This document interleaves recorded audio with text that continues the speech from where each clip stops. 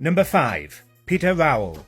At one time, ITV West Country News would regularly showcase this presenter.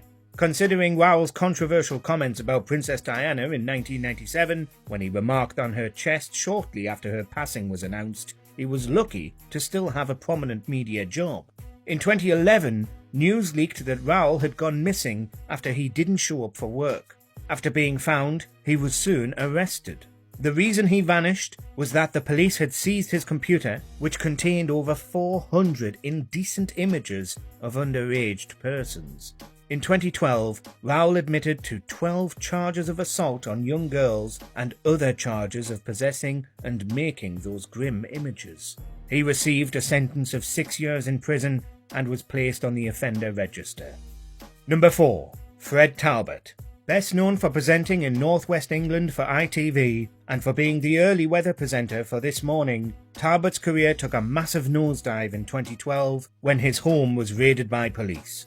In 2015, he stood trial on allegations that he assaulted numerous teenagers when he was a school teacher. Talbot denied the charges, however he was found guilty of assaulting 2 teenage boys. The judge sentenced him to 5 years in prison, but he could be considered for release after 2.5.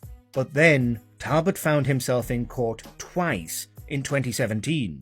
Firstly, he was found guilty of assault and received a 4-year sentence.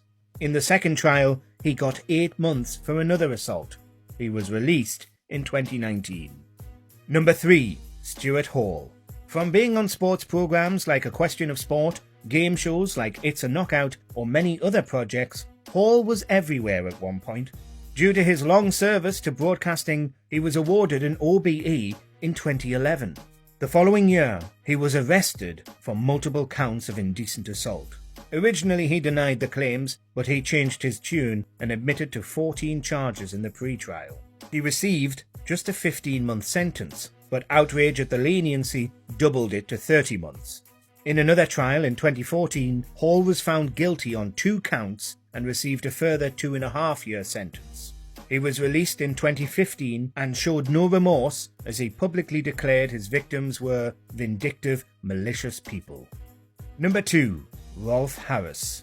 When he wasn't painting the Queen's portrait or showcasing the creatures in Animal Hospital, Harris could be found making a career out of music and creating the wobbleboard.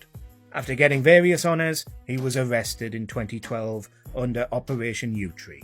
In 2014, he was found guilty of 12 counts of indecent assault of girls. He received a sentence of 5 years and 9 months. In 2017, Harris faced a new trial with a further 7 allegations.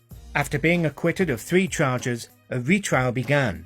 However, the jury was unable to come to a decision on the remaining 4 counts. Whilst undergoing this retrial, Harris was released from prison from his 2014 sentencing and later had one of the charges overturned. Number 1. Jimmy Savile. After making his name as a TV presenter, Savile began giving back to the community with volunteer work by working closely with hospital facilities. But that's not what actually happened. This was an elaborate cover story for him to wreak havoc in people's lives. After his passing in 2011, a host of allegations came out about Savile. In 2013, over 450 people had made complaints about his terrible actions. Savile had manipulated everyone around him for years as he assaulted adults and, mainly, children. Some of his victims were in extremely vulnerable situations. Investigations into the NHS and BBC ensued in the aftermath as people tried to figure out how he got away with this for so long.